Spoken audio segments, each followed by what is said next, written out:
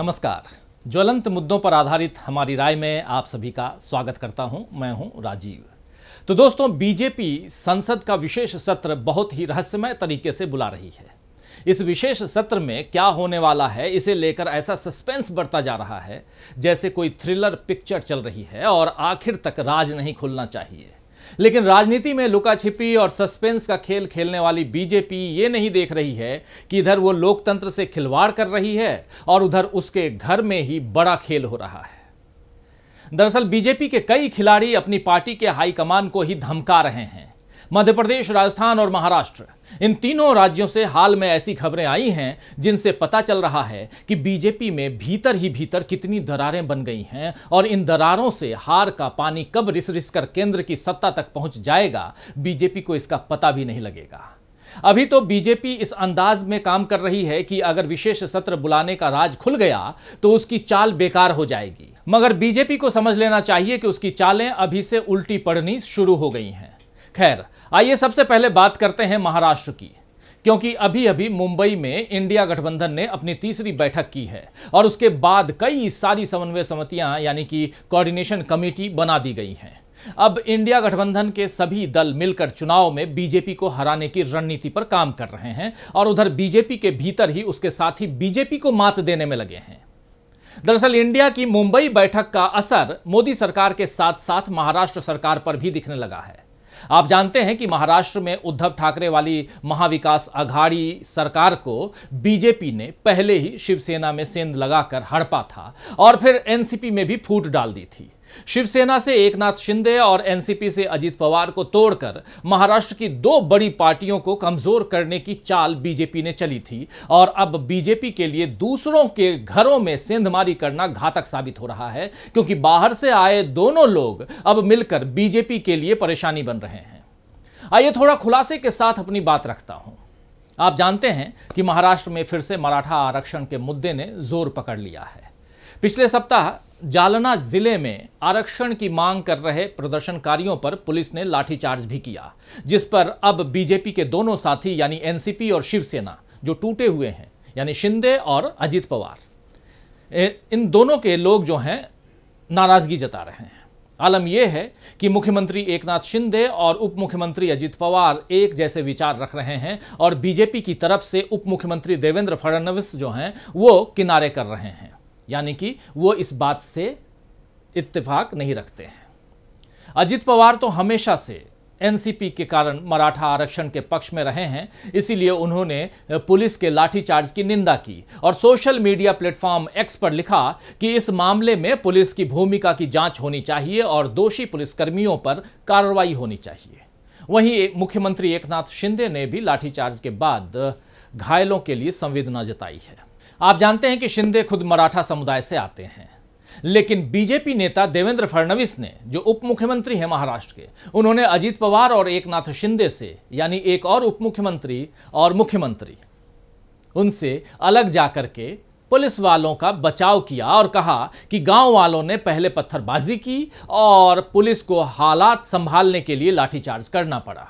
तो कुल मिलाकर इस घटना में सरकार के उच्च पदों पर बैठे हुए अलग अलग दलों के 3 वरिष्ठ नेताओं ने जिस तरह अलग अलग बातें सामने रखी हैं, उनसे साफ समझ में आ रहा है कि महाराष्ट्र में बीजेपी की सरकार में बड़ी दरार पड़ चुकी है। अजित पवार जिस तरह बीजेपी के खिलाफ बोल रहे हैं, उससे संकेत मिल रहे हैं कि वो फिर से घर वापसी कर सकते हैं, यानी एनसीपी में अपने चाचा के साथ वो जा सकते हैं और इंडिया का हिस्सा भी बन सकते हैं। तो दोस्तों, एक तरफ जहां महाराष्ट्र में बीजेपी के सामने महासंकट है, तो वहीं दूसरी तरफ राजस्थान में बीजेपी के राज करने के मंसूबों पर राजे पानी फेर सकती हैं। जी हां, आप सही सुन रहे हैं, मैं वसुंधरा राजे की बात कर रहा हूं, जो लगातार बगावती तेवर अपनाए हुए हैं और बीजेपी उनके कारण ही हार की तरफ बढ़ती हुई दिख रही है। अभी शुक्रवार को ही बीजेपी नेता और राजस्थान के पूर्व मुख्यमंत्री वसुंधरा राजे और कांग्रेस स्क्रीनिंग कमेटी के अध्यक्ष गौरव गोगोई के बीच मुलाकात हुई है।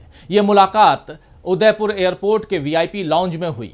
इस मुलाकात के दौरान दोनों नेताओं के बीच लंबी बातचीत हुई। बीजेपी इसे शिष्टाचार मुलाकात बता रही है, मगर शिष्टाचार में एक दूसरे को नमस्कार और हालचाल पूछना ही काफी होता है दोस्तों। लंबी बातचीत का मतलब तो यही है कि भीतर कुछ खिचड़ी पक सकती है।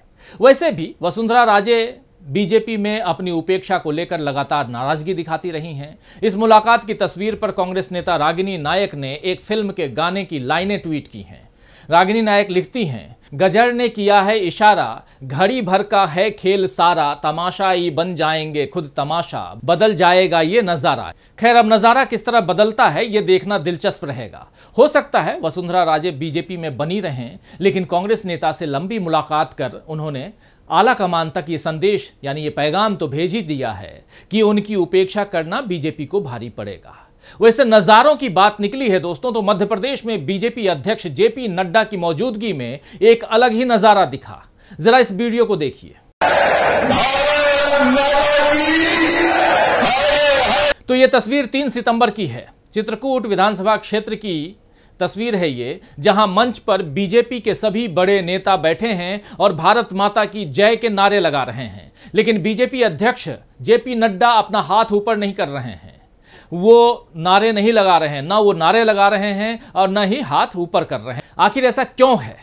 इसका जवाब तो नड्डा जी ही दे सकते हैं। क्या उन्हें उस भारत माता की जय बोलने से परहेज है जिसका जिक्र राहुल गांधी ने संसद में किया था, या वो फिर वो मोदी और शाह के सामने किसी तरह की नाराजगी दिखा रहे हैं, या मध्य प्रदेश में बीजेपी की जय होते नहीं देख रहे हैं जेपी नड्डा और इसीलिए भारत माता की जय वो नहीं बोल रहे हैं? असली कारण क्या है ये तो नड्डा जी ही बताएंगे, मगर इस एक नजारे ने बीजेपी के राष्ट्रवाद का खोखलापन फिर जाहिर कर दिया है दोस्तों। बीजेपी अपने सीनियर नेताओं की कैसी उपेक्षा करती है इसका खुलासा भी हाल ही में हुआ है।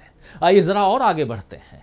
जब एमपी में बीजेपी की जन आशीर्वाद यात्रा में राज्य की पूर्व मुख्यमंत्री उमा भारती को दरकिनार किया गया। आपको बता दूं कि इस यात्रा को जेपी नड्डा ने हरी झंडी दिखाई, लेकिन इसमें उमा भारती को नहीं बुलाया गया, जिससे दुखी होकर उमा भारती ने कहा, हो सकता है कि भाजपा नेता घबरा गए हों कि अगर मैं वहां रहूंगी तो पूरी जनता का ध्यान मुझ पर होगा। उमा भारती ने एक बड़ी बात इस दौरान और कही। उन्होंने कहा, अगर ज्योतिरादित्य सिंधिया ने 2020 में सरकार बनवाने में मदद की थी तो मैंने भी 2003 में बड़ी बहुमत वाली सरकार बनाने में मदद की थी। उमा भारती यही नहीं रुकी, उन्होंने कहा, मैं ज्योतिरादित्य सिंधिया को भतीजे के रूप में प्यार करती हूं, लेकिन कम से कम मैं यात्रा के शुभारंभ पर आमंत्रित किए जाने के योग्य तो थी, भले ही मैं वहां नहीं जाती। तो उमा भारती के इस बयान से समझ में आता है दोस्तों कि बीजेपी में उन्हें किस तरह उपेक्षित किया जा रहा है। मध्य प्रदेश में बीजेपी के बहुत से नेता इसी तरह उपेक्षा का शिकार हुए हैं और कईयों ने कांग्रेस का हाथ थाम लिया है। हर दूसरे दिन किसी न किसी बीजेपी नेता के कांग्रेस में शामिल होने की खबरें आ रही हैं, आप देख रहे हैं।